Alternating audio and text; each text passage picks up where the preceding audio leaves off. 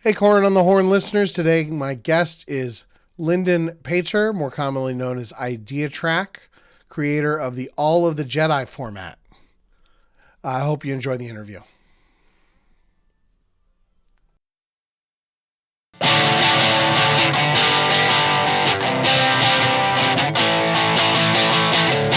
Corran on the Horn. And I started way back when Premiere came out. A friend of mine bought a bunch of Premiere starter decks and a bunch of Trek CCG starter decks as well.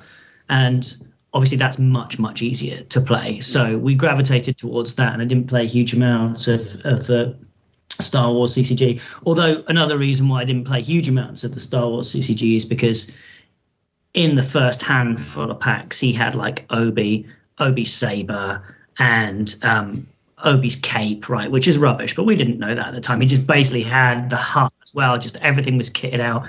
And then I just had to play, right, how can I, if Obi hits the table, what do I do about it? How do I stop him being able to draw up to get to Obi? And I was playing all this kind of counter stuff to even play, but very quickly we realized we weren't playing it properly. Nobody was, right? That's something everybody says. I'm probably the only person who didn't get started with some sort of two-player intro game. That is the stock answer. But that's not me. But I definitely am one of those people who was playing everything wrong. Nobody's ever come on this podcast and say, "Oh yeah, nailed the rules first time."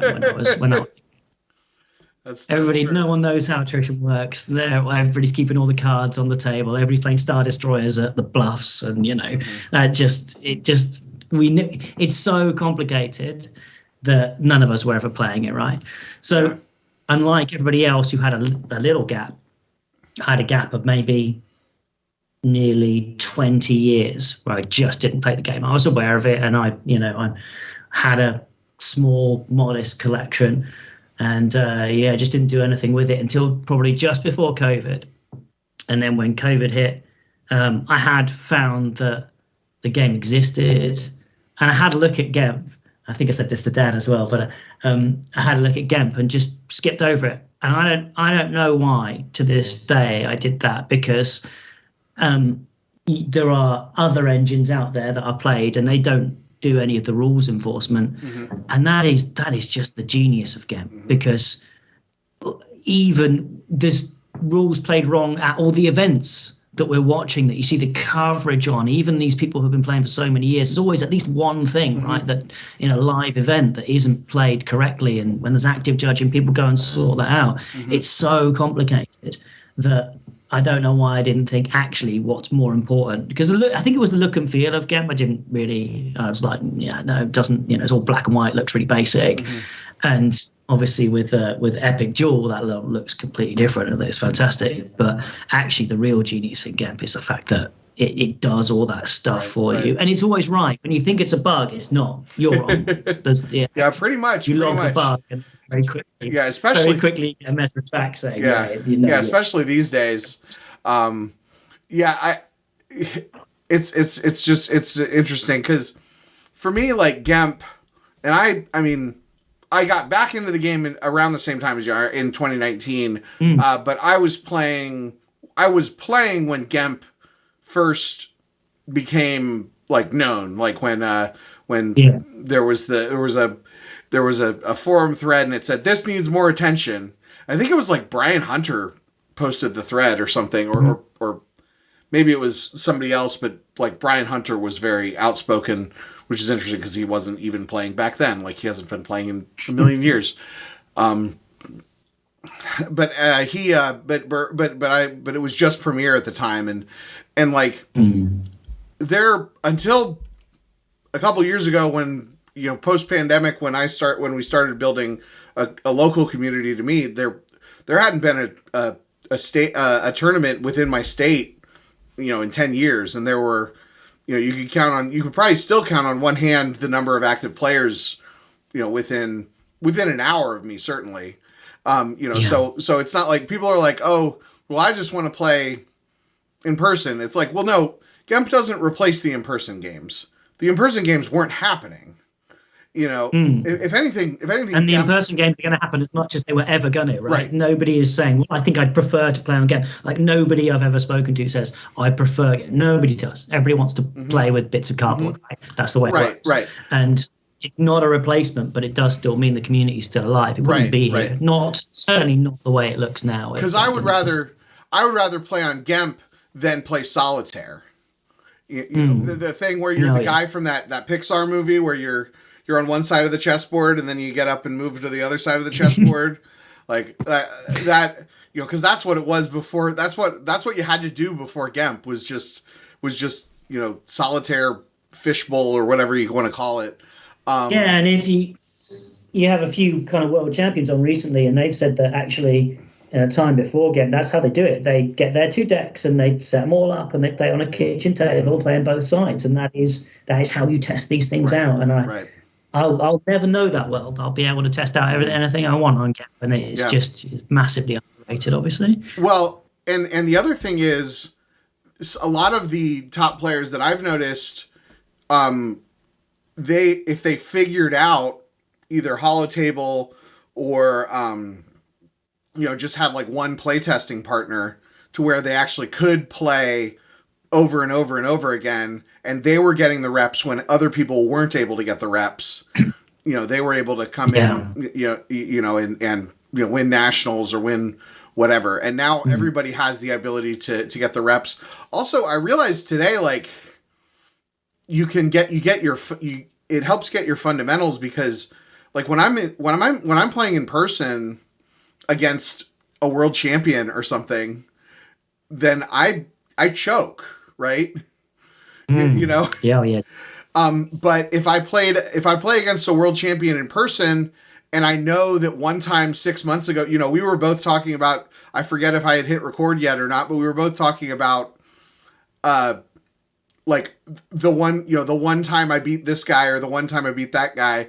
If I see Joe Olsen, if I play against Joe Olsen in person, at Worlds or something, and I know that I've gotten 1 or 2 wins against him, when he was, and granted, he was probably playing a deck for the first, when I played him in a random OCS game, he was probably playing a deck for the first time. It was probably, at the end of a 17-hour day where he had, and he's already qualified, right? So right. Yeah. He's already qualified. So he's playing the introductory 2-player game deck, and, and I feel like I played the best game of my life, and he feels like he played the worst game of his life, but still, like, there's something there where it's like, okay, well, I know that it's possible. That it's possible. Yeah, you're. I always think of the scene in Rocky IV where it's like, he's not a machine, he's a man. I saw the meme on that recently. Oh yeah, that was good. Yeah, that was good. Yeah, I think I beat Bastion in an OCS game, and I couldn't wait to get on Slack to tell people that I'd beat a name. And actually, it was useful because some people were saying that's handy because that gets my kind of that gives me my out to be it, because he was like 4-0 or something, right? And there's every chance that he can go 12-0 in any given month. And you know what? Those individual things, because transitioning to open is hard, right? Because I could play Premier New Hope. I could play that. I could play that pretty well. And a guy called Dr. Torch, everybody knows he was very giving with his time on games, so that I'd ask questions at the end. Like, I just started, I was like, half remember these cards, I played them all wrong. What should I have done here? Well, you need more of this, you need less of this. This is very sense and alter kind of focused here, so you need a grabber for this. And then the time would run out pretty quickly. It's not a massive ask to just say, look, can I have some of that kind of Q&A time at the end? Everybody's happy to give it. So eventually I built that up, and then I started playing Death Star 2, and then all the way through to Reflections 2. But the leap to open is huge. I make no bones about the fact that I will look at the decks, and everybody does, right? That's why everybody's waiting for the deck list to be up, because they want to see what the latest and greatest is that all the creative people actually come up with. And I have absolutely no problem at all saying I rip those decks and I play those decks as they are, working out how they work, because I don't have that 20 years of muscle memory of playing the the game, even in all its different iterations. It's about figuring out some of that stuff, and actually it takes a lot of losing. And I'm still not at the point where I win most of my matches. For a while I was about 50-50. I'm a lot below that now, but when you get those individual wins against people that you know, or names that you know, it is, you think, actually maybe I'm not as bad. I get on any given day, it's possible for them to have an off day, me to have a good one. I can play well, and those types of things really keep you going when you're not at that kind of level. I think you've said recently that you concentrated on the last year or so on getting good at Star Wars cards, less content, more concentrating on that. And that's the same for like everybody. You've been playing Open for a similar amount of time to me, but you've concentrated on Open all the way through, presumably. And I've ramped through all the different kind of formats. So Open's still 6 months a year since I've been playing properly, really. Yeah, that's really interesting. You're saying like, making the jump, because like part of where I'm at right now is about making the jump backwards and learning learning Permuter Death Star 2 and Permuter Reflections 2. And I haven't touched the sealed formats. I actually ashamedly have never played all of the Jedi. And if you don't play retro, then a lot of the appeal isn't necessarily there, because I remember when it first came out as a format, Joe was doing some kind of podcast, or it must have been a visual thing, because he opened a few packs and he opened Breach Defenses, and he was like, "Oh, cool! Oh no, wait. No, that's not Empress Enforcer. That is just some junk rare from Heart." And I think if you're not used to those cards, because in any given deck, there's some cool kind of throwback ones like Rebel Barrier and Imperial Barrier were still making an appearance, but most of the cards in any given deck in an open format are virtual cards. So you're right, there's a whole new area to learn, kind of going backwards if you aren't playing those kind of sealed formats. I guess. Yeah. Oh, sorry, go ahead. Yeah. I was going to say, I think that's where all of the Jedi comes from. I mentioned earlier, I was playing a friend of mine, and I was basically making do with what I had. He had a load of cards, like he was on Gemp and everything was free to him, and I had a bunch of Vader's Eye, Vader's Saber, Vader's whatever, and no Vader. So just trying to make these things work.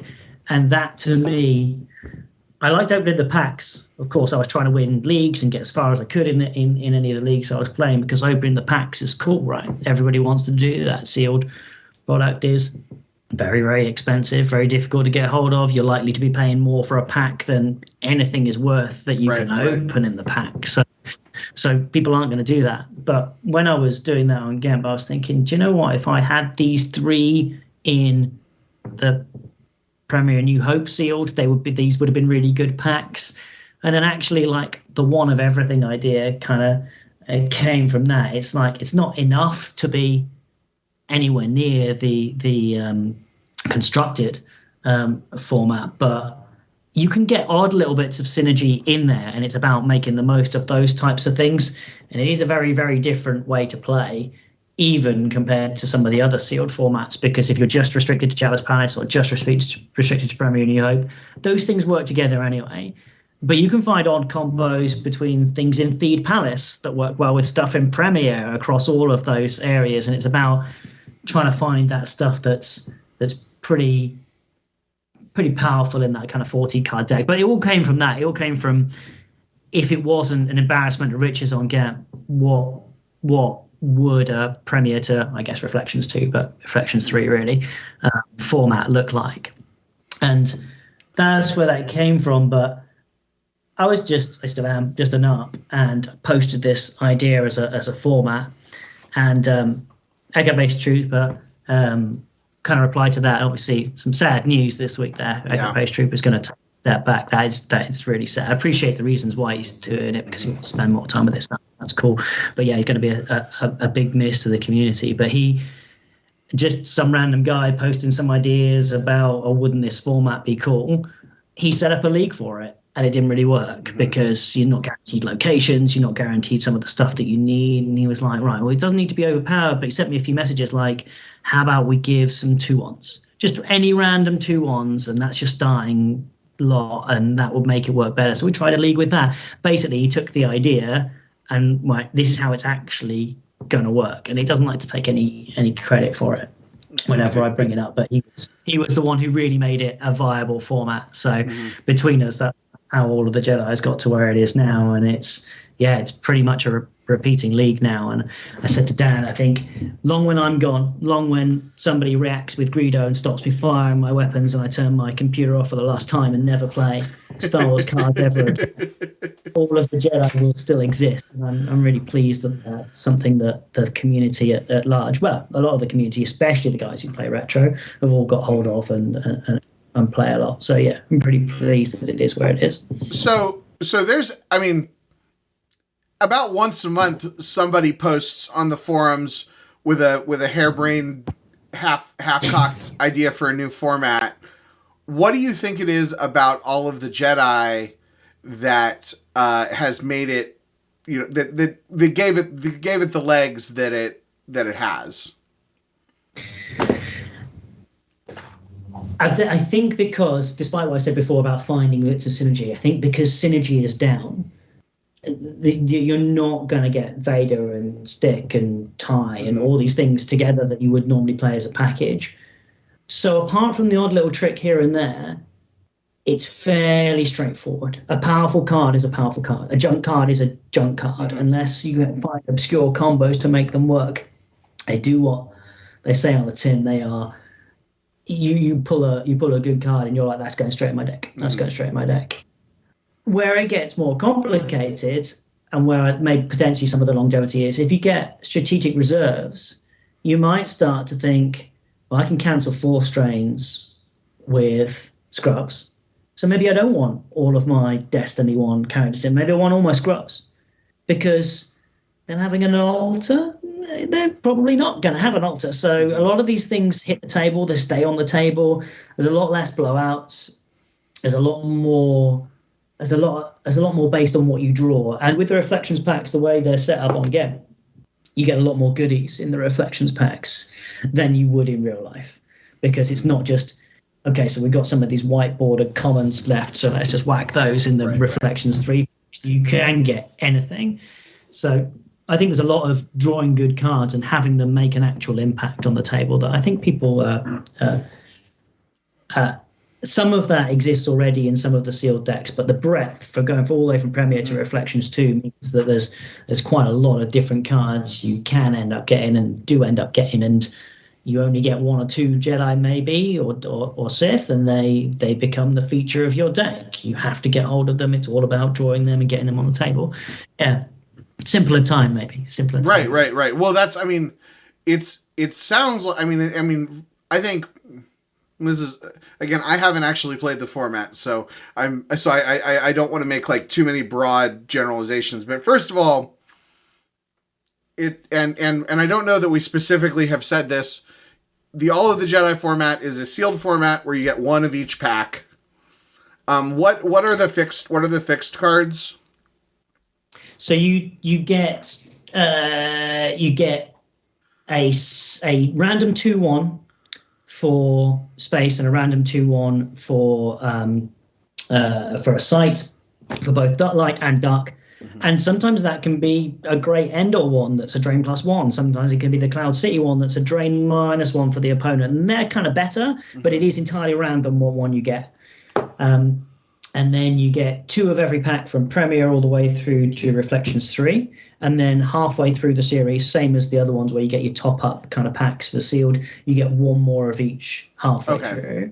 So you get those, you open all of those, you sift through all of the junk, you pull Vader's lightsaber and you think, no, I'm never going to use that, I don't have Vader. And then you open your Reflections 3-pack last and you get Joke Vader and you're like, wait, did I have a saber? Let me go back and try and find out where that synergy is. So a lot of it is deck building, and people like that. Opening packs, building decks, especially when so many decks are available and packs are scarce. There's a couple of things there that people don't tend to do very much of. And if you've got every single card available, of course you gravitate towards an Olsen deck or a Desai deck because they've figured it out. Yeah. Okay. So actually, I guess I didn't realize. I was thinking it was 1 pack, and then at the halfway through you got a second pack, but you start with 2 of each, and then the third. So you end up with a lot of cards. Yeah, don't know that for you. Still have a lot of junk in there, a lot of stuff you're never going to use, all the Dagobah rares and grabs. So Yeah. there's a lot. You have to have that many, and I think we tried it with less, and we ended up fixing on that number because you have to have that many because there's just so many cards you're not going to use, but then you need to pick the gems out of what's actually there. Yeah.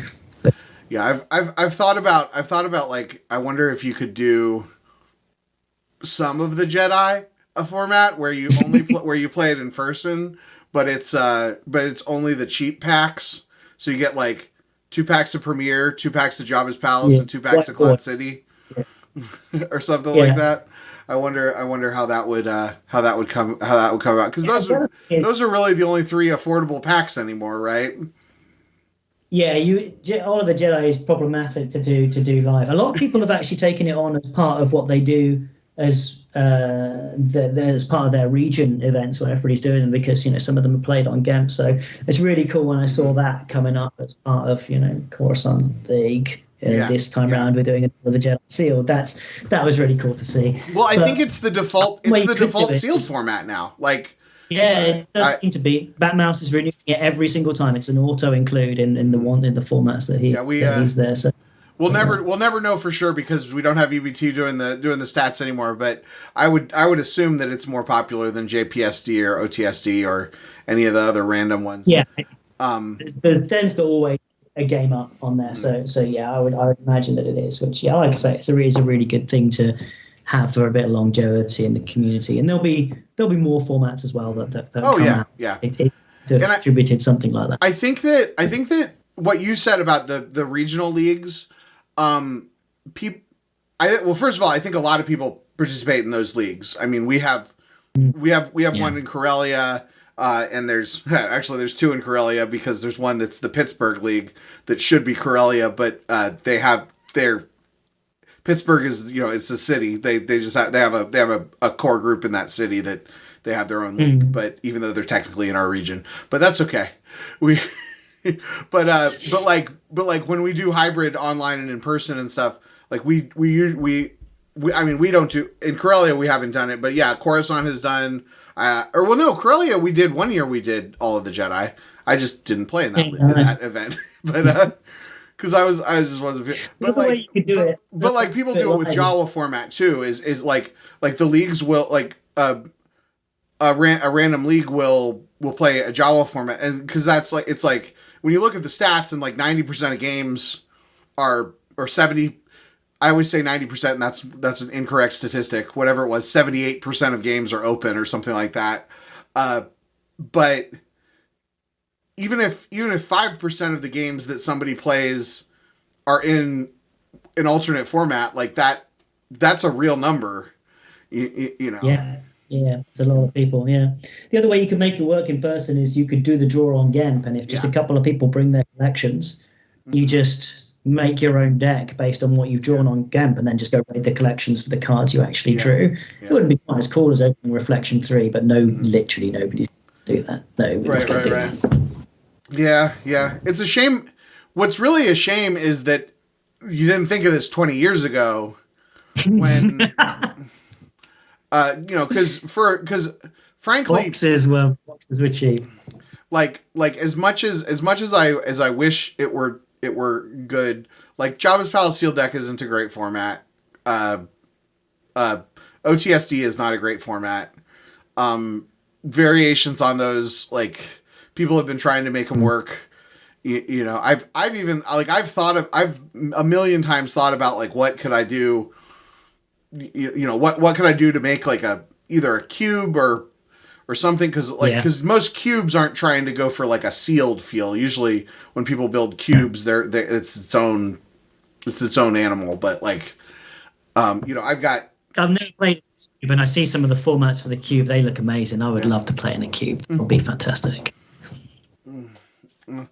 Yeah, I mean, but yeah, fun stuff. Yeah, I'm glad it's great. It's just great that the other thing that I will say, as an outside observer, that probably is part of the reason that All the Jedi is as popular as it is that you took that next step. It came out and it wasn't perfect, and then you worked with Echo Base Trooper to figure out the little tweaks, and you stuck with it. I think a lot of people say, well, wouldn't it be cool if we had this format, and then they don't follow through on it, I personally, I think, I guess it can be hard. It's yours and you think it works, right? Mm-hmm. No, I don't want any of these changes. I don't agree with these changes, whatever else. I realized that I really didn't know what I was talking about, but just had an idea. That's why I really needed somebody like Adam to come in and say, look, here's what would make. Yeah, that's true too. You got to find somebody that knows what they're talking about too. When you have because a lot of people have big ideas. I think I speak as somebody that has a lot of big ideas that are very half thought out. But because like when people talk about resets, I don't think we need a reset, but I feel like you can't say we should have a 100 card base set unless you have looked at the cards that exist and figure out what your 100 cards would be. A lot of people have a lot of grand ideas. A lot of people have a lot to say, and that's just the nature of the internet with the username, right? And people aren't across the table from you. But a lot of people have a lot of things to say about these things. But I would like to see a lot more of it be constructive. I think a lot of people are this thing you've spent a lot of time on and put all your heart and soul into. Yes, rubbish. Yeah. Okay, but why? How? And how can it be better? And what makes it rubbish? What are the things that maybe you're right? Maybe lots of other people feel the same, but what can we do about it? It's just throwing stones without really following it up. So, I feel a fair amount. And I mean, for that matter, that doesn't just apply to the negative stuff, but sometimes if there's positives. I mean, obviously, I'm not going to turn away somebody that gives me a compliment, but. There are also some people who just, no matter what happens, they're like, I'm just glad there's volunteers doing stuff, which is good that those people exist. But if also if there's really if there's like something, it, volunteer. Yeah. If there's something that could be better, then I think it's fine to share if it to give that to be constructive to have. Rather than just pointing out the problems, to suggest genuine solutions, and if it's a genuine solution that has a job involved with it, then step up and do the job. Yeah, and you do it. Yeah, go for it. Nice. Yeah. Let's see. So you actually did you actually when you came into the game, you did what I tell people not to do. And started with the Decipher formats and worked your way into open. And you don't give yourself a lot of credit, but I think that you're a solid. I've played against you and you're a solid player. Like I don't, and your feedback on the forums and stuff is always good. I don't think that you are. But I don't think you give yourself enough credit. But first of all, do you think having done it the way that you did it, do you think that's the right way to do it? Do you think that starting with okay, all right? So I always knew that I really like the game. Obviously, the franchise is what it is, and it's really cool. I always knew that over enough time I would end up playing open. So I thought I'd start small, but. It wasn't like I was going to go in 4 months. I'm sick of this, so I'm going to move on. And actually, people probably don't come to the game like that. They want to play the newest version of it, right? If you don't think, well, I'm going to be here in a couple of years' time, so I've got plenty of time to get to open and get to Reflections 2 and get to Death Star 2 and get to all these formats. Although when I started saying, I'm going to start playing Premiere to Dagobah, everybody was like, no, don't worry about that. So just move straight to Death Star 2 because that's a bad time in the history of the card. So, but yeah, I would suggest that if you don't ever think you're going to get to open, jump in at Premiere to Death Star 2. Don't even start with Premiere. Don't even start with Premiere New Hope because it's so much richer. Premiere to Death Star 2 Reflections 2 starts to get a bit broken, but and if you think you're ever going to end up in open, just dive in, just start with open. It's a big learning curve, but it's the same at every format level. You dive in not knowing what the cards are going to do. You say to the person, I'm going to read all these cards. They say, that's fine. Let me tell you some tips after I've beaten you at the end. And they will do, because that's the way the community works. They're really good with that. But you're going to lose a lot. And it doesn't really matter what format you play. You're going to lose a lot. Be ready for that. You'll be better. You start to win more, start to beat some names. That's the way it works. But that's over a long period of time. Although it's the way I did it, I would suggest that if you want to be playing current Star Wars cards, just dive into open as it is now. That is probably your jumping on point, even though that's not what I did. Even though that's not what you did. Well, I mean, I don't. There's what I do, and there's what I recommend for people if they're going to be better players too. That's. And it's like, what do you want? What do you want out of the game? But like, okay, so you actually even you didn't do what some people do when they come into the game, which is, I'm going to start with Premiere, and then I'm going to add A New Hope, and then I'm going to add Hoth, and then I'm going to quit the game. They get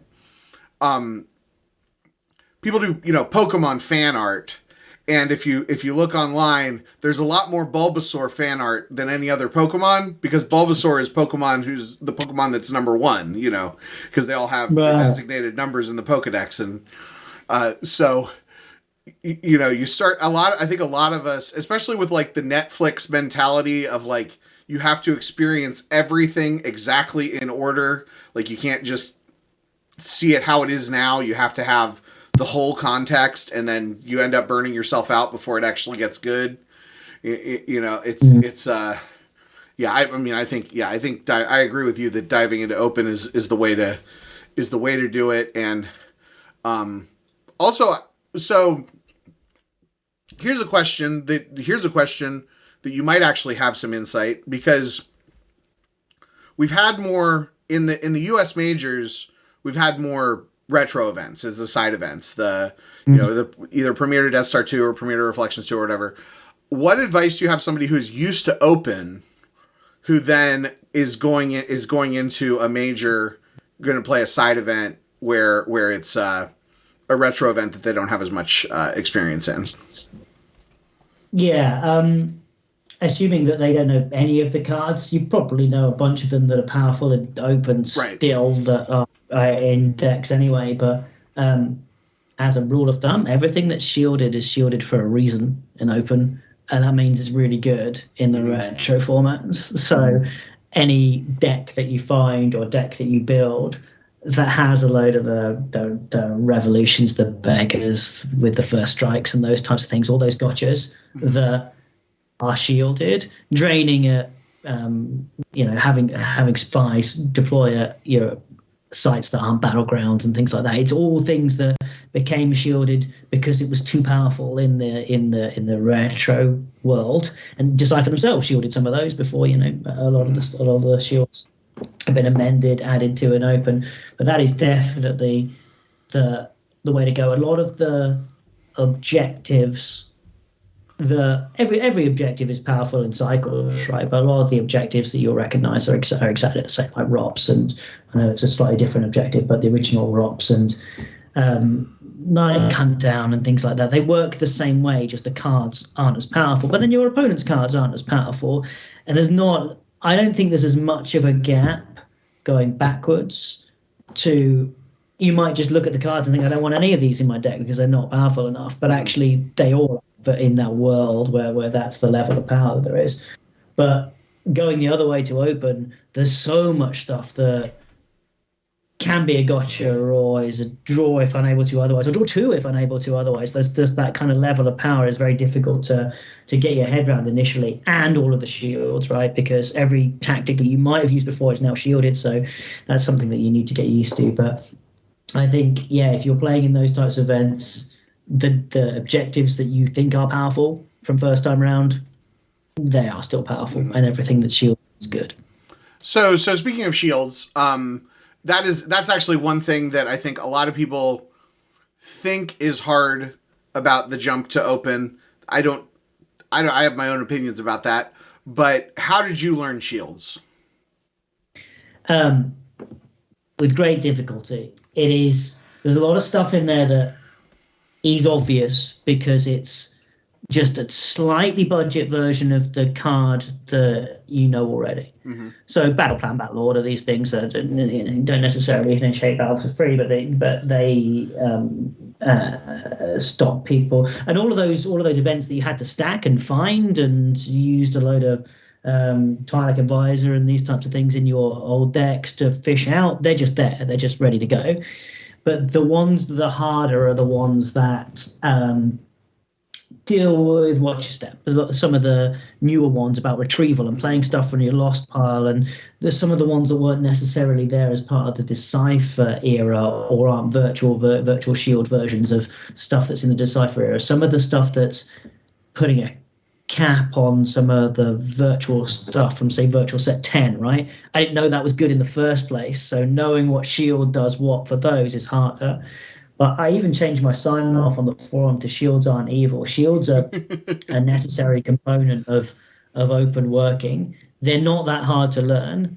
The 1,000, 2,000 cards that people may or may not use at any given time in a dark or a light deck, that's harder to learn than 15 shields, of which you don't need like 3 or 4 of them because the virtual version has the same thing but more text on it. Right. Actually, those things are much, much easier to learn. They feel like they're harder because there's this whole side deck of stuff I don't know how it works.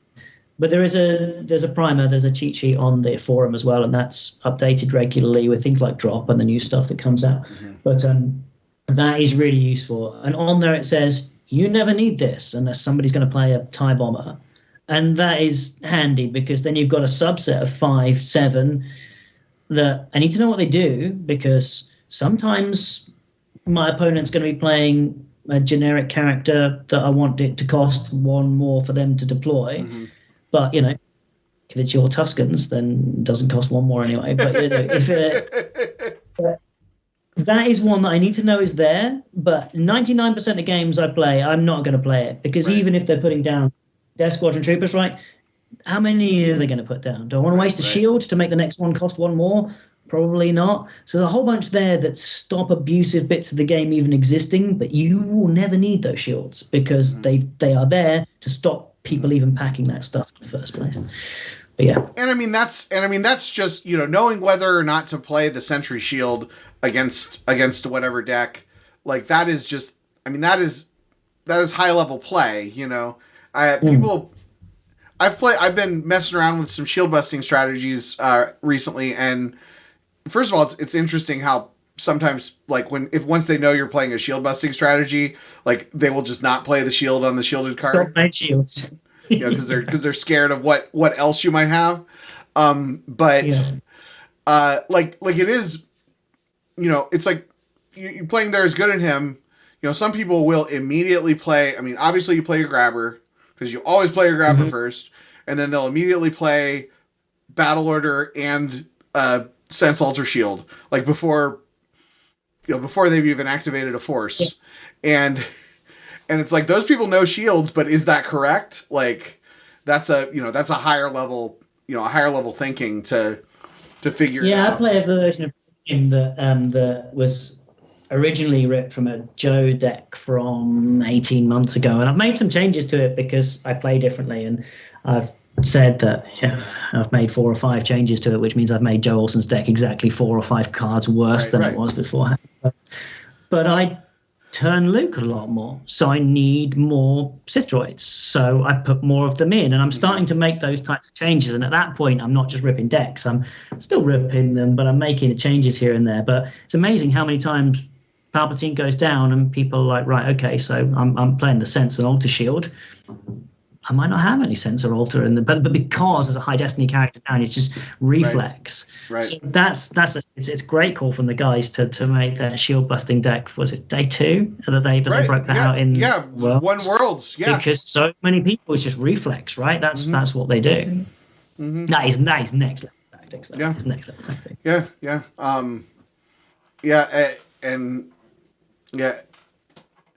Also with that one also is in particular because you weren't expecting it to be a shield busting deck. It was a platform.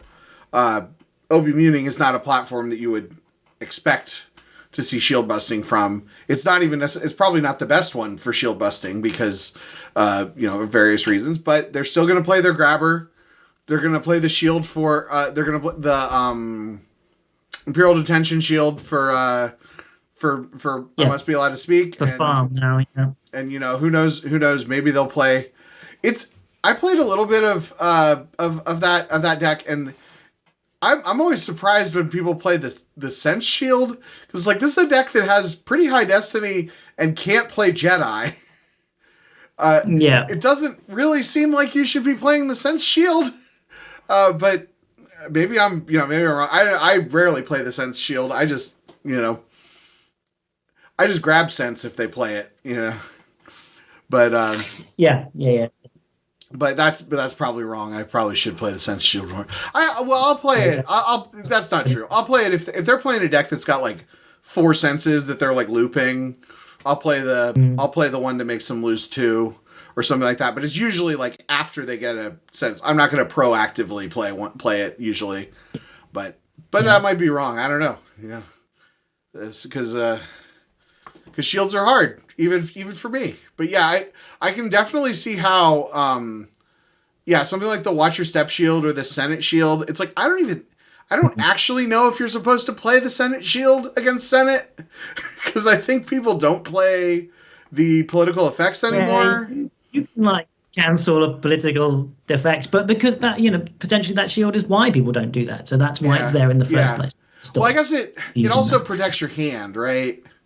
So you probably do play it. I don't know. I have to get somebody on here that knows what they're talking about. Yeah, absolutely. Well, let's see. So are you So you're definitely mostly a GEMP player. Do you have a local community that you play with? Yeah, I wouldn't. It's probably local for you guys in the US. You wouldn't think twice about driving kind of 4 hours, but Silver Glen's maybe hour and a half away from me. There's a bunch of people spread out, but they're mainly in the north of the country. I'm in the south. I'm quite close to London. Silver Glen's a little bit further over west, but Kevin Yap and those guys, they're all around the kind of London, Manchester. The Liverpool, Manchester kind of area, and obviously North Wales because they're all Team Wales, and he's got a really good venue that he hooks us up with every time. So at least once a year there's a Naboo event up there. I went last year, I went this year. I'm intending on going every year. I couldn't quite get a pass. I have a very young daughter, so I couldn't quite get a pass to get out to Germany this year, but I'm already working on a pass to get out to Germany for next year, obviously. So that'll be really good to meet a whole bunch of people that I played against but never met in person.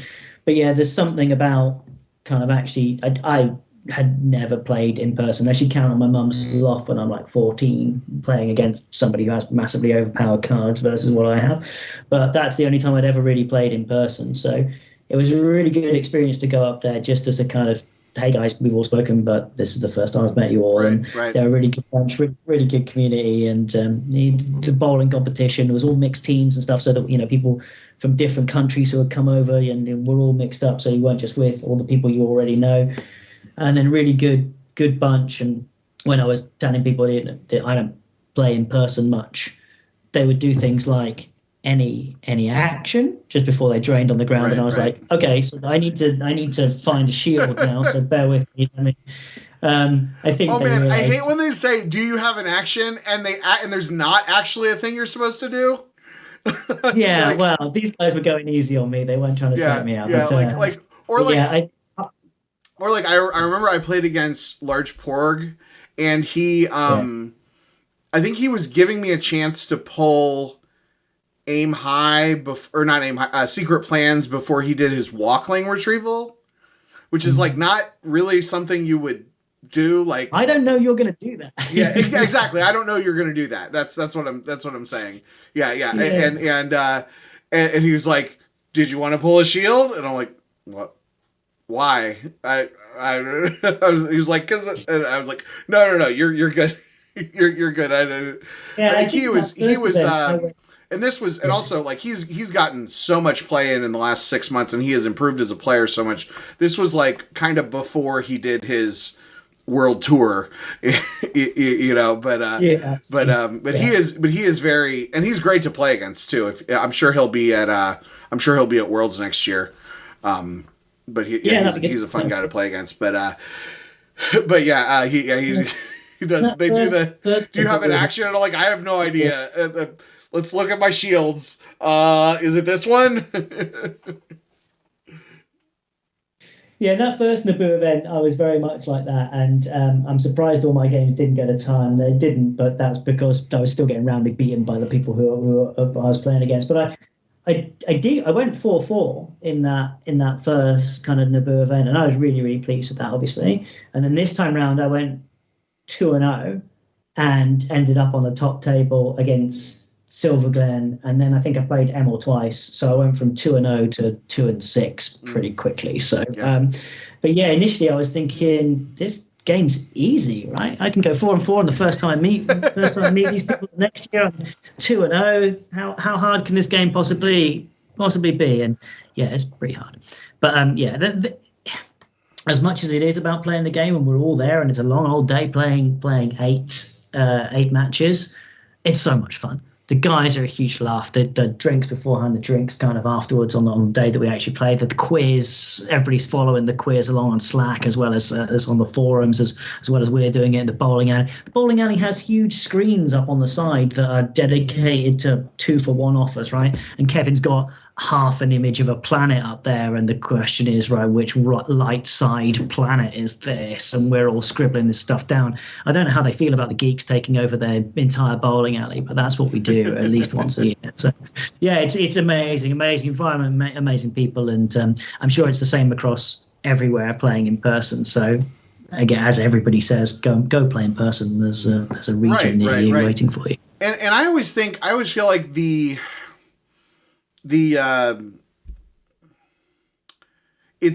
when you talk to people, especially if you mostly interact with people online about the game, and then you see people in person, and people have their cards in person, and it's like, and people have opinions about like you're actually talking to people for like out loud with people who have opinions about the games and stuff. It makes the game feel alive. It reminds you that like this is a real thing, you know, especially, and that's especially important if you don't have like a local group, or you don't have a monthly thing or something. Like if you're only doing it once, or if you only have the opportunity to do it once or twice a year, it's really a good thing. Yeah, and that's how the game's supposed to be played, right? We've got the luxury of GAMP, and that is a way to keep the game alive, but it's supposed to be played sat opposite somebody with bits of cardboard. That's the way it's supposed to work. Yeah, I mean, I don't know. I think, and I mean, I think that the fact that top players on GAMP also are top players in person speaks to the fact that the differences between the experiences of in-person play and online play can be exaggerated. I mean, I'm not as intimidated against my opponent when I play online, and there are a few different muscles, and you have like also like stuff like the OCS. Like if I have a bad day, I don't have to play. I can play tomorrow. If it's an in-person game, and you're in a bad mood, that can impact all of your games in the event. But because GEM's how I learned to play in the first place, my entire side of the table was set up like GEM. And everybody else must have been looking at my cards going, this guy's new to inversing. So everybody else is throwing their effects down. Everybody else is turning the locations sideways, stacking them up so you can just see the four sides. You are never going to this location. So I just need to see the icons. I can move it all the way to the hand side. And that's all new to me. This is crazy. I just want cards to get smaller and bigger based on my screen size. Right. Well, I like the way the GEMP does it.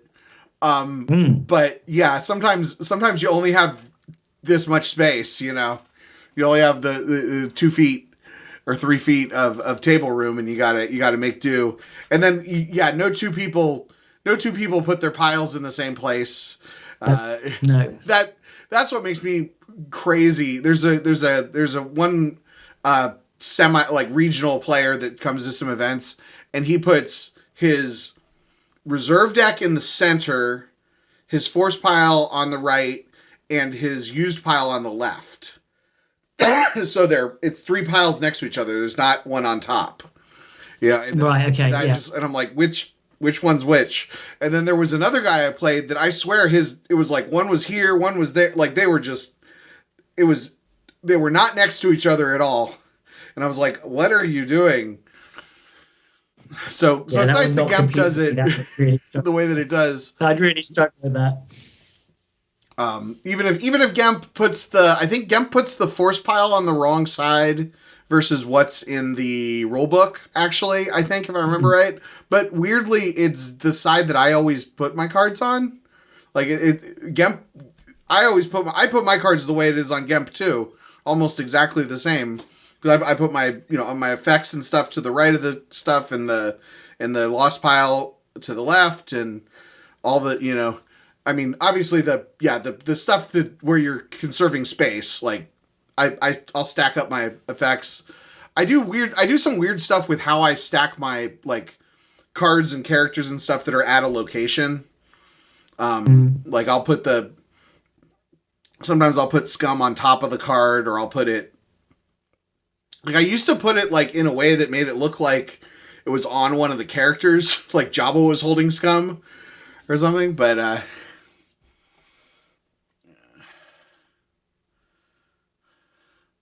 all right. So I've been stalling and I can't find my Pivo questionnaire. So give me just a second to remember what all the questions are. Let's see. 1, 2, 3, 4, 5, 6, 7, 8, 9, 10. All right. I got them off the top of my head.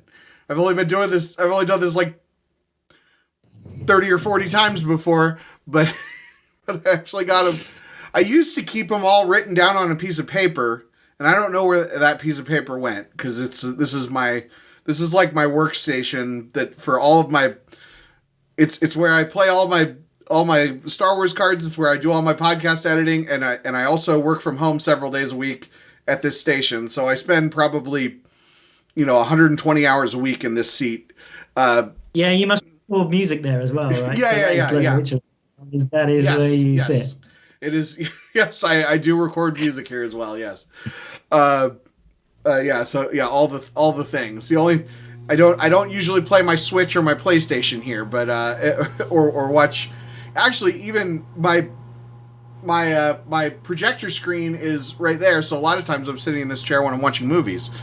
But so I spent. But so like if something disappears, like it may have just biodegraded. And then I keep them on sticky notes on my computer, but every once in a while I just accidentally delete it, I guess. So I've got but anyway, we've got the Pivo questionnaire that I always ask everybody. I'm sure you know the drill, but for those listening, this is based on James Lipton's Inside the Actor's Studio. He had a series of questions that he asked everybody. Interpret the questions however you want. Just know that the questions mirror each other. So don't say, if I say what's the thing you like, don't say not the thing I don't like. Did you ever watch James Lipton's Inside the Actor's Studio? No, I only heard about it from here. This is how I know these questions from this podcast. Well, it was pretty good. It's how I know that Tom Hanks' favorite curse word is horse shit. Niche. Yeah. It was like a long form interview where he would interview actors in front of like an acting school or something, and he would in-depth stuff. He had like a pile of. It's like he had each question on one piece of paper, and he would always have like a pile of papers that he would read the question, then he would move it over. Yeah, definitely. Also, if nothing else, look up the Saturday Night Live sketch where he interviews Screech from the Saved by the Bell, and it's a pretty good stuff. So, what is your favorite card? Favorite card. I play a lot of mains, so obviously it's kind of cheating. But if you look at the Decipher era cards, it's hard to look beyond Chirk Vader. That Vader oh, and I'm going to add Choke Vader to the Star Wars terms, right? Because that's not what he's called. But Choke Vader is how everybody knows him. But that image is so cool, and he does stuff. He does things beyond the high forfeit kind of high deploy, powerful kind of power card. He gets rid of scrubs, and that can, especially in all the Jedi, something like that is a huge card. You don't often have more than the exact amount you need to draw Destiny, but the image of the card just looks so cool. So there's that. For open, the AI Enforcer Vader with the reflection of the Force lightning in the close-up of the eye. I'm sure that's somebody's, some artist's original image that we've got the rights for, and I'm sure should really give them credit, but I don't know what it'll be on the card itself. But that is a fantastic image. That is a really, really good image, and really, really nice one to have. And it's not one you need, not one you necessarily have to have. But the fact that the PC do foils of stuff like this, and you can print these things off and take them, you don't have to have the random kind of breach defenses image from Hoth. It's really, really cool. And honorable mention to the AI of Phantom Menace, because it is the one English card I don't have.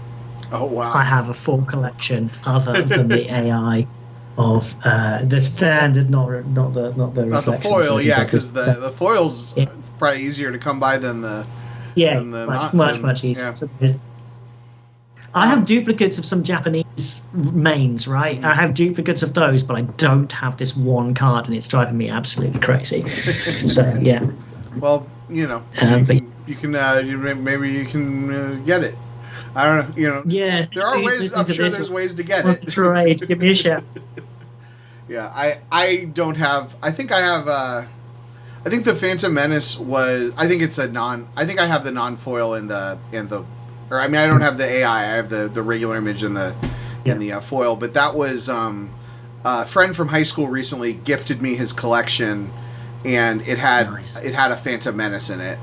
That was like one of the. I can't tell if he hung on to his decks, or if he actually had sold some cards, or just lost cards over the years, because there were slightly fewer mains than I would have expected in the type of collection. So it was like maybe there was something missing, but there were some real gems in it, and that was the like. And also that was because it was like I had 2 Phantom Menaces, and it's like most of the time 2's enough, so I can build a deck with. I can either build a deck with the cards that I own and have 2, or I can like put a third one in, and I don't even know if that's right. Blah blah blah. So it's nice to own a third one. So now I can actually decide based on the stuff. But I love Choke Vader. What's great about him, I think, first of all, he's got a cool name. He's Darth Vader, Dark Lord of the Sith. He's got one of the best images in the game, and then he has this ability that is very thematic, because it's a thing that Darth Vader does. It's also like fantasy fulfillment, because like if you wanted to be Darth Vader, probably one of the things you'd want to be able to do is use that ability. And it also, it's like, it's got this almost like fan fiction feel to it, because Darth Vader never choked random good guys. He only ever choked in the movies. He only ever choked his allies, like the until Rogue One, right? And then he's just walking around choking everybody as he walks around. But yeah, exactly. So it's like no, this guy's even cooler than the version in the movie, Yeah, and wasn't it the 2-player game one who does randomly choke one of his own guys if you lose a battle? Yes. That's great. That's great. A built-in self-destruct bomb. It's great. The other day I had tangentially related. I had somebody react. I initiated battle with Ozzel, and somebody came down with a react, and Vader was at a related site, so Ozzel was lost. And it ended up. It was like Ozzel was piloting the second starship. That was I had the combo star destroyers, and then Ozzel on the Sith Infiltrator.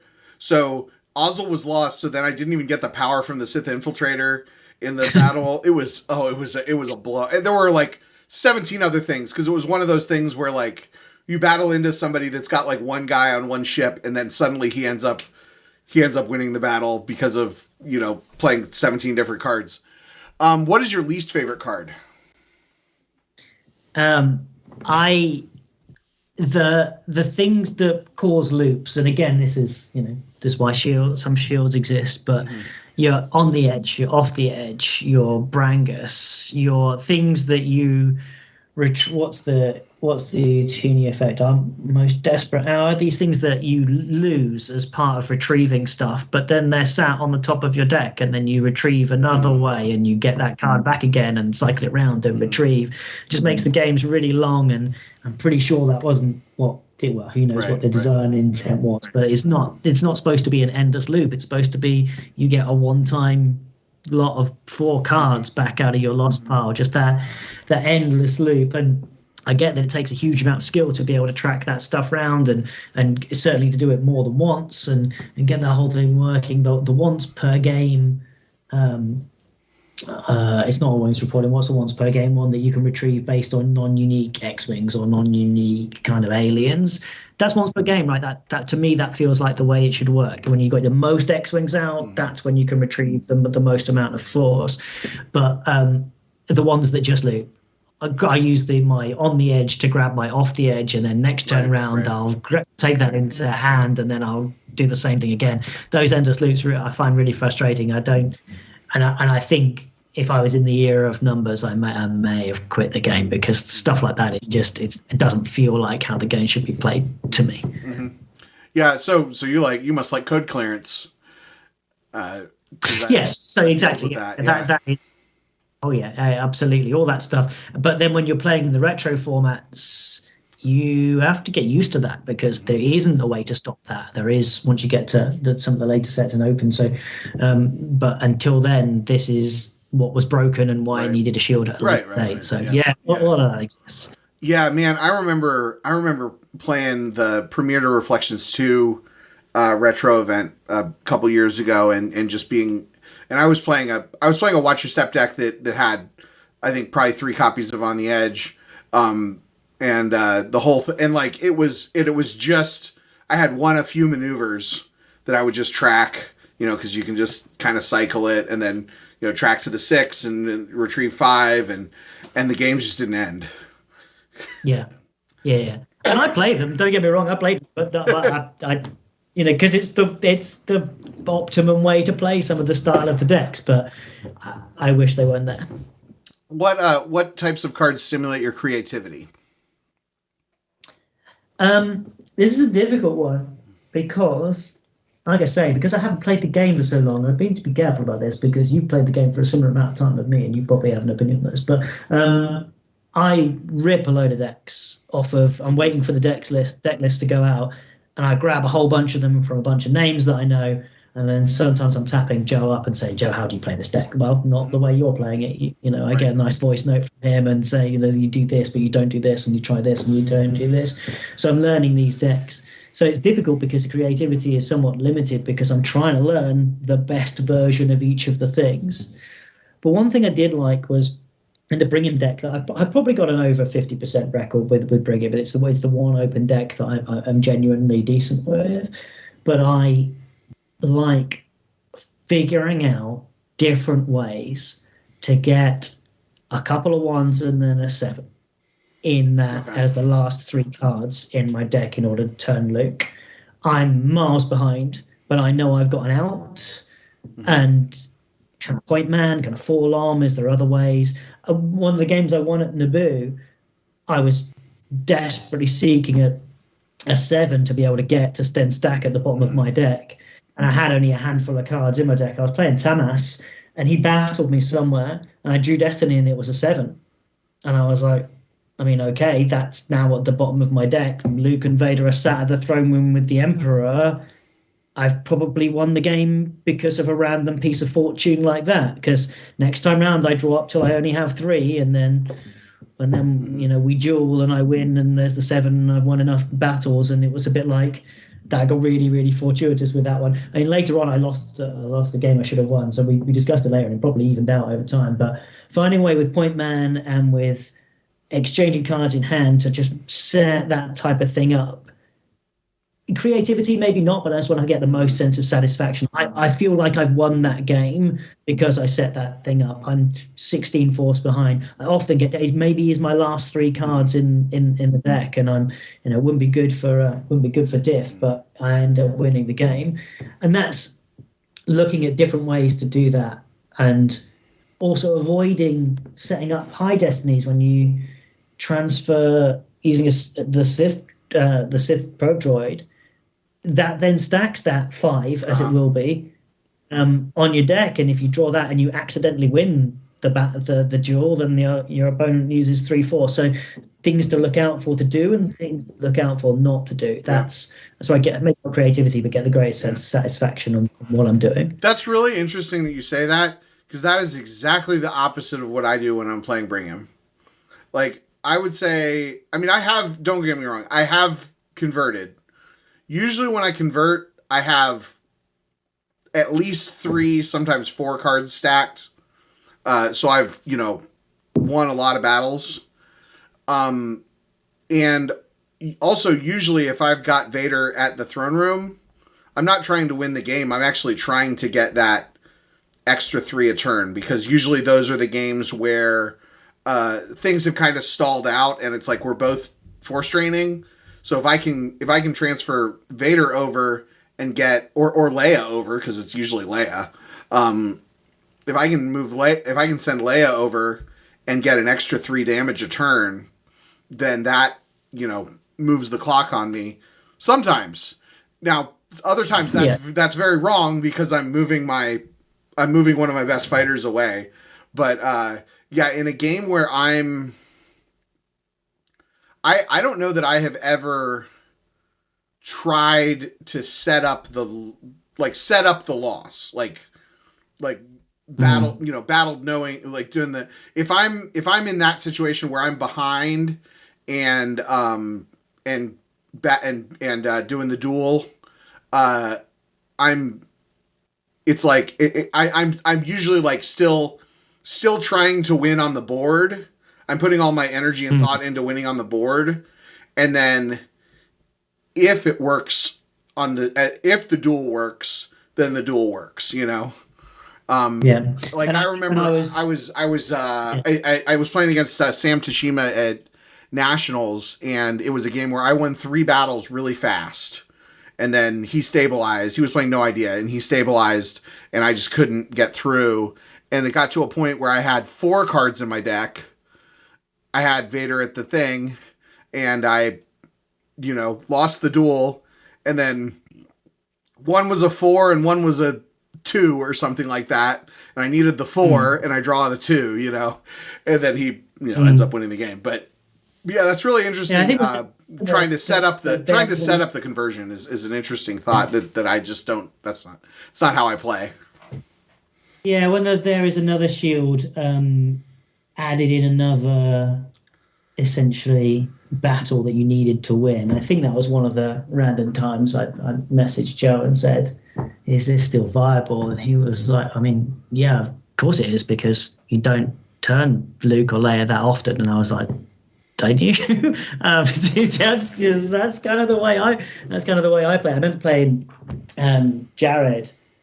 Not sure, it might have been an OCS game, Napolitano, and it was quite. I think it might have been my last 3 or 4 cards just at all in on the table, and I managed to set it up and win the duel.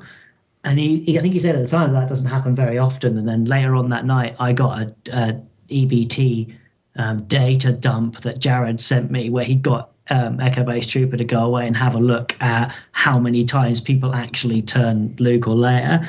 And I just brought the stats up here. Most bring him before me 7 sides win. I have 29 since the beginning of 2021 in competitive play. The next closest is somebody with 5. So I do a lot more turning than probably I should. That's not, and again, like I say, for diff, not I get involved in many matches that have diff, it's not the way to go, because you drain the opponent's force pile when you have basically all your cards in hand and nothing in your deck anymore, so your diff will be terrible. But it is something that I like to do. So again, another reason why it's slightly annoying, I don't have the Phantom Menace AI, because that would make it. If you're playing diff, you still want to win the game. Like, yeah, you just also need to win the game with your light side deck, and then you're fine. Yeah. Convert, and also with conversion, sometimes you win the game super early because of that. And you end up with a very, very high differential. I guess that's different, because of the way that you're doing it. I also think that there is another shield. Makes it actually it's really different. Bring Before Me plays really different when it's not losing a force every turn. And when you're holding Leia, you're flipped, so you can still duel and do the 3 damage every turn if you're if it's that kind of game. If your Vader isn't fighting, but you can do the 3 damage every turn and not tax yourself a damage every turn. It changes the math considerably. And you can keep Vader in the fight, fighting people and winning battles. There's no urgency to get him over and with the Emperor and dueling, so that you're offsetting the 1 by potentially getting another getting 3 every time. He can actually stay somewhere and help you win more battles that you'll need to turn somebody later. So definitely. Okay, so that next question: what kinds of cards just make you want to walk away, quit the game? So definitely Greedo, because I play a lot of mains, and when Greedo reacts and I have nothing in my force pile, or I do not have enough to fire all of the lightsabers that I've been building up over a long period of time, that gotcha is something I'd never look out for enough, and that pains me when I play mains, and that happens to me quite a lot. But I also not a massive fan, and again I play Greedo. I play these cards I'm about to mention, but the cards that you just have to get through to get fighting or to get the result that you need. So sand, right? Yeah. Especially when you play and bring him, you need those extra destinies. So I've got no choice other than to battle and just lose a force to add another destiny, or you have another destiny adder. I need to do that at least twice before I start to actually get those destinies coming through.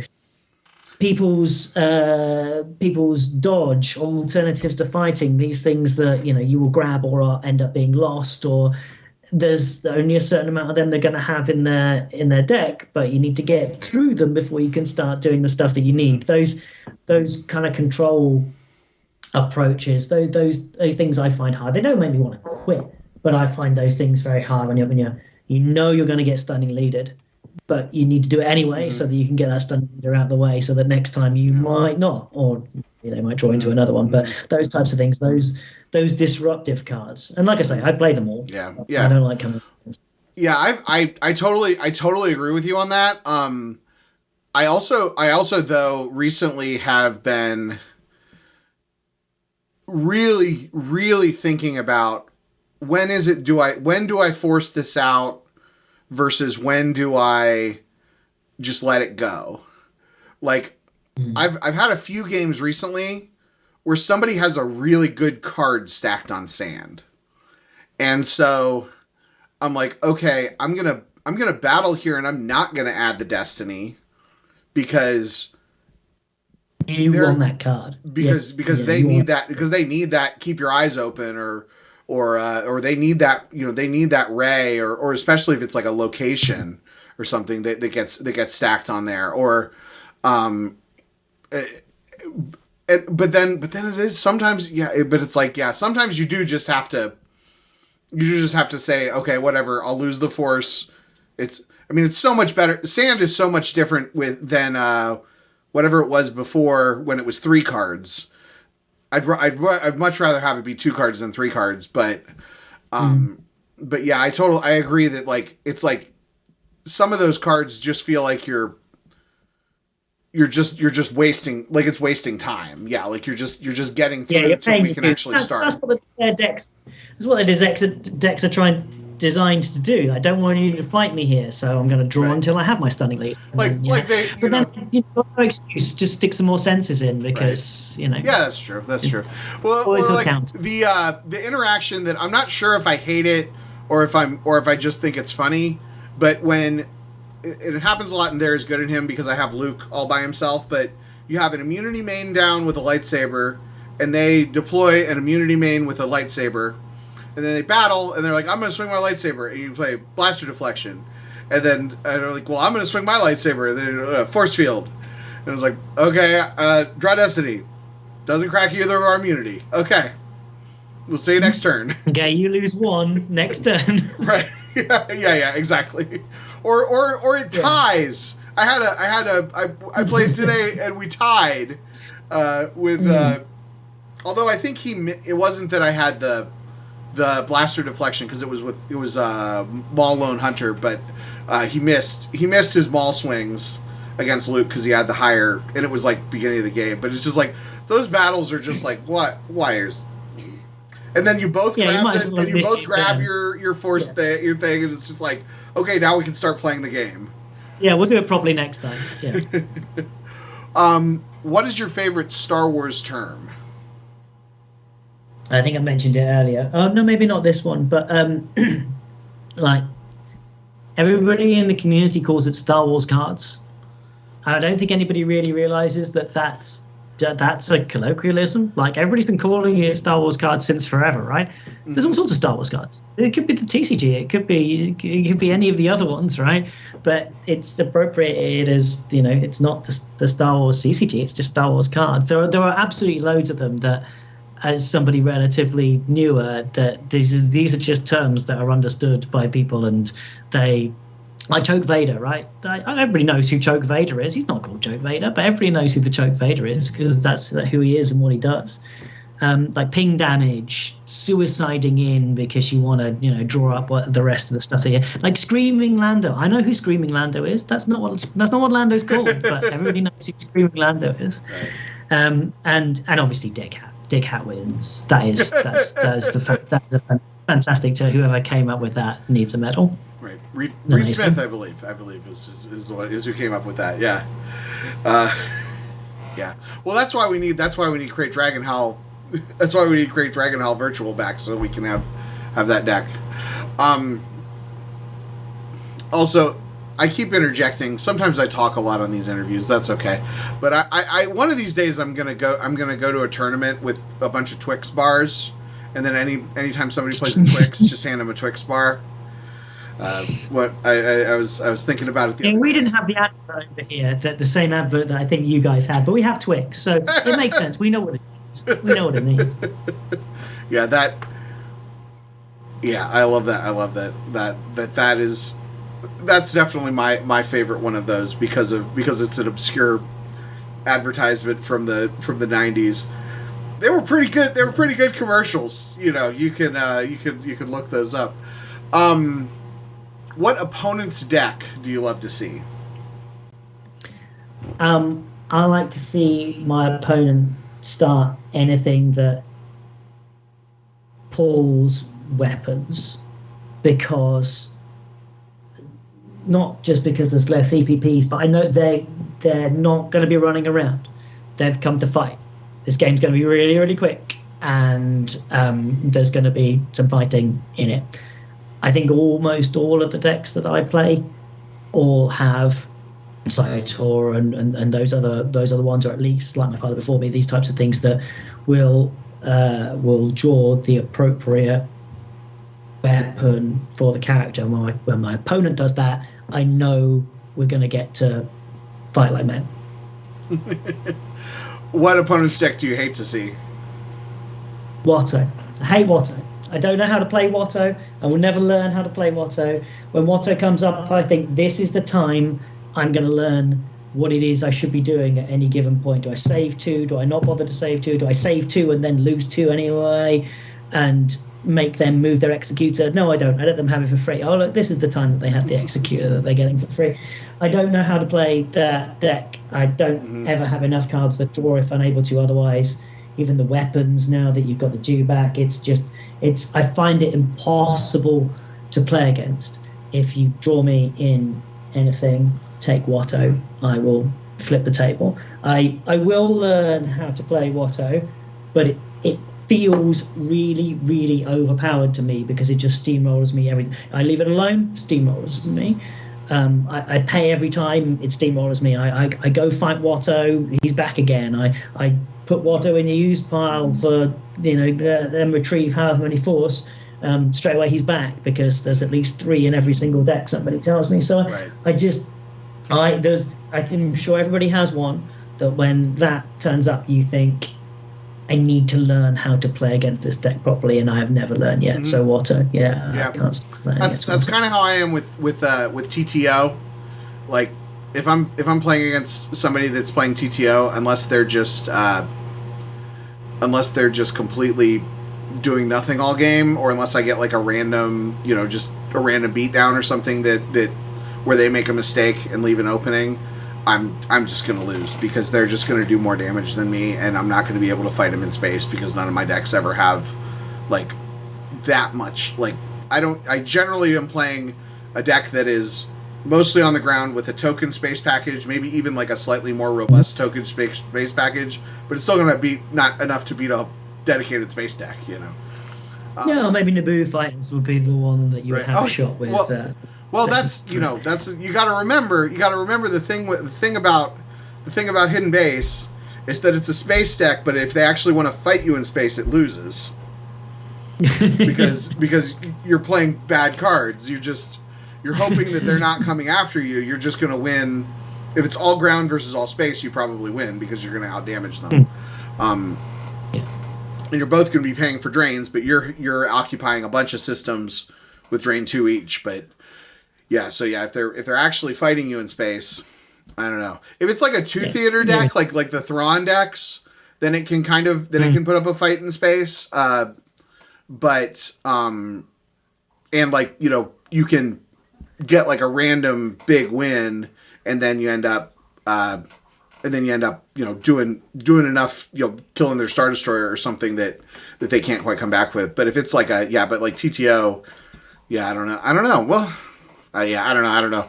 But anyway, and like you said about playing individuals, when you sit down with a certain person, I'm sure people have this opinion that I never beat this one particular guy. Yeah, I feel like that against with that deck, and I'm sure I lose more because I'm already going into it with that mindset. Right. And I'm sure people who have the nemesis, right? They think I never beat this guy, so you're more likely to lose because you're going in with that attitude of I never beat this guy. The same with Watto. I feel like I should be better at it, better playing it than I am. And the other thing about a deck like Watto or TTO is, for the most part, if somebody's playing that deck, they know that deck. Like they're not. Yeah. It's not. They're not just copying the most recent, the most recent popular winning deck of a tournament or something. Like there's a reason they're playing that deck. Either it's their deck that they've been playing for years, or it's like I really am sitting down and trying to learn this deck or whatever it is. For what it's worth, I think that with Watto is almost always you should be losing the 2 force, but you should be saving force so that they actually are putting down good cards. I think that's where I'm at right now. Except for like there are times like super late game where all the rules are different, but that's the late game. Like the rules are obviously. I welcome the opportunity to see what a super late game is like versus Watto because I'm not there yet. So. I will try that, and then when that doesn't work, I'll message you. Right. Well, I'm not saying but I did play a bunch of games against V's before he did real well at Worlds with his Watto deck. I think he went like 4-0 with his Watto deck at Worlds. His light deck didn't do as well, so he didn't top 8. But yeah, we played a bunch before that, and that's what he told me was that. If you're gonna go with the philosophy of you that you're losing force every time, which I do think that's correct. Like I don't think you should be giving free stuff to your opponent by spending force. Like that seems like a bad deal. And losing 2 force a turn is like, I mean, that's just a ping. It's a force drain. It's like a drain. It's just something that you deal with. Either you do more damage to them or you retrieve that force, or you go fight them, or whatever you got to do. But I think you do. But you do have to, at least when you can, leave the force behind so that they're not just putting their, because if you don't leave it, then they're just putting all their high destinies down, and then they draw all the good destinies. Yeah. What Star Wars job would you like to try? So I thought about this, and I had a mixed batch, because depending on who you ask, depends on how they interpret it as to whether it's real world or Star Wars cards. I think if I had the skill set, which I don't, I'd really like to be involved in the graphics team, because they create some outstanding cards, whether they, the AI has been used and now it's not again. You look at the cards, but even before that and after that, some of the stuff that those guys come up with when you see, I'm on proofing and you go through the cards and we're all just text focus and just trying to outdo each other with where the full stop goes, right, with those guys. But when you see the image on the card to proof is the last thing, that's when it really comes alive, and that's when stuff that starts to get spoiled that isn't just on a Word doc. It really brings it to life. And if I had the skills and I made that card, or the artist who was involved and we nabbed with their permission the image, like that must, that's a thing I did, and that's in circulation for the game. So that would be really cool. But I have nowhere near the skill set to be able to do that. But I am envious of the people that do and create these fantastic images. What's a job that you would want to avoid? Somebody said this before on one of yours, but like being a moisture farmer seems like seems like about the worst thing ever. Yeah. Yeah, but more than that, I wouldn't like to live, farm, exist on one of the many Star Wars planets that have a single climate, right? Because that's pretty lazy writing, right? There's the ice planet of Hoth, or the forest moon of Endor, or the jungle planet. These places have one environment, and that is where you live, and that's where you're stuck. But in all seriousness, I say in all seriousness, that's not actually true. But the Death Star gunner I could do a better job than that. I could definitely do a better job than that. End of A New Hope. They are coming around Yavin for so long that when he's told to fire, he's then just starting to switch everything on. Have that ready. Have that ready for when the moon comes round, because then you wouldn't give Luke that extra time to blow up the Death Star in the first place. It's negligence. You should have known you needed to fire. You should be ready when the moon comes round. Just hit the button. Have all of that stuff powered up. Get it all ready. It's just no wonder the Empire fell. Yeah, that makes sense. I'm the 90 millionth person to do it, but like usually I look past the little plot inconsistencies, but like they could have just blown up the planet of Yavin, and that probably would have done the trick. But I don't know. Yeah, especially once it was clear that they were there. Like maybe if you were creeping around the outside, like maybe you would think that you could catch them off guard or something. I don't know. What was I going to say? Oh, so have I don't remember if I've said this on a podcast, but I have a theory about the planets with one geographical feature. Basically my theory is that most planets are not like Earth, where they're habitable. And like if you talk about Tatooine, like my vision of it is that like Mos Eisley is like almost at the North Pole of Tatooine.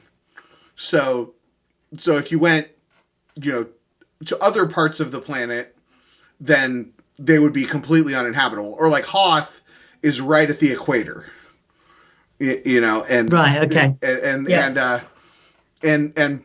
now that doesn't totally work with something like Dagobah, but again, you could say that is that every other part has like just like impossible swamp is like a impossible swamp craziness. That's the clear, the bog clearing is the clearest area of the planet. You can get down. Everything gets, everything's more, and then you have some planets that are like, like Naboo, that are a little bit, more like what you would expect a regular planet to be. Apart from the fact that you the could forest moon of Endor, I don't know. you can just go from one side of Naboo to the other by just driving through the center of the planet at one point. Though. So maybe that's true. not like a normal. Yeah. Maybe planets are smaller, maybe like smaller but more dense, so that people are still something. Who knows? I shouldn't get hung up on this. They're still brilliant. Oh, totally. Yeah, no. Unless you're having fun with it, like you could joke about it.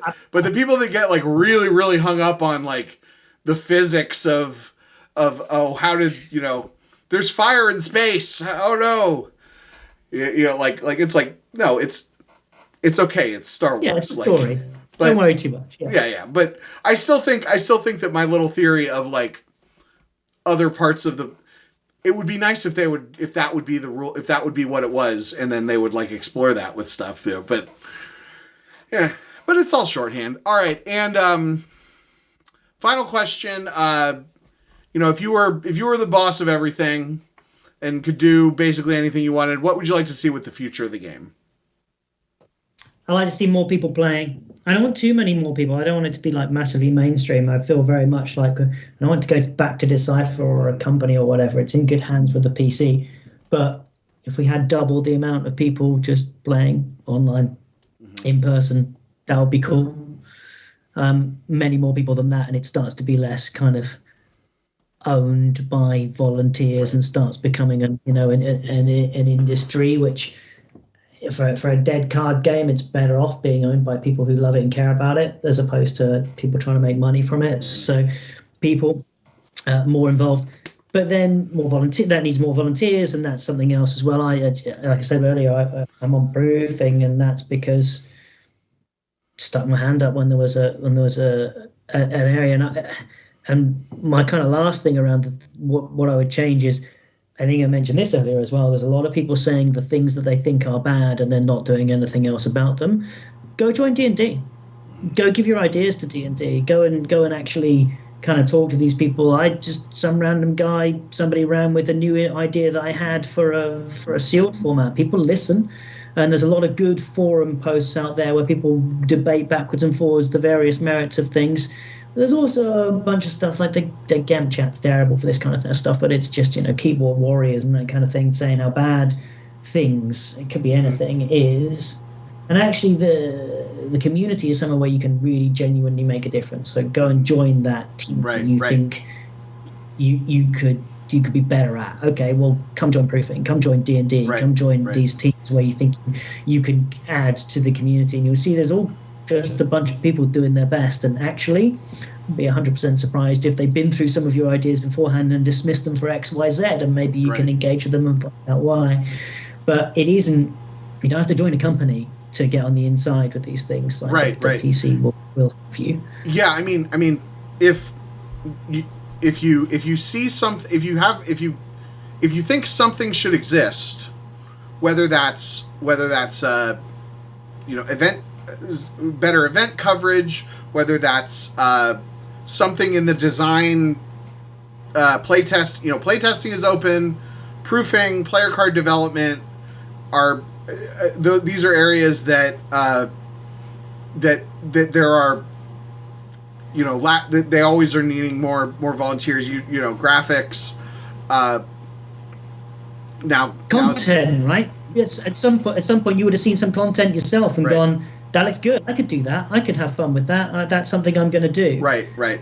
You've seen a thing that you like, and I can do it slightly differently. I want to get involved. I want to do a kind of Me Too or anything like that. Is just get involved. It doesn't have to be PC, like you say. It can be absolutely anything. And content-wise, we've got a bunch of Andrew and a few of the other guys now coming out from everywhere with all of this content, and we crave all this content because it's such a small community that everybody will consume all of it. So the more people create that kind of stuff, the better for all of us. So if you want to,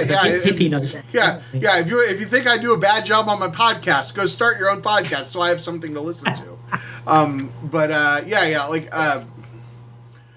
I mean, you probably can't come from nothing and then just like join design, but you can get to that by being involved with playtesting or finding another group that is short volunteers or whatever, and also if you have an idea, make the thing, and then you will get the support from the PC.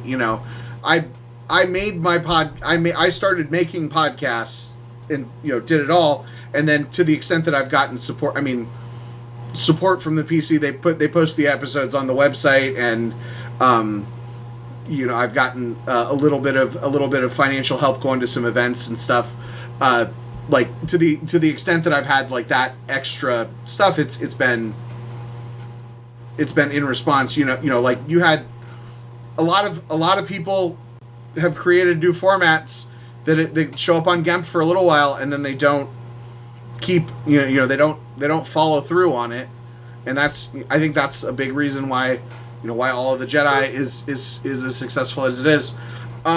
Before we wrap up, I just want to make sure Dylan sent me some questions, but I think you answered all of them. What is your favorite format? Is that a Dylan question? Because he plays them all, right? So, and so do I to a certain extent. I basically do what he does, only badly. I would say,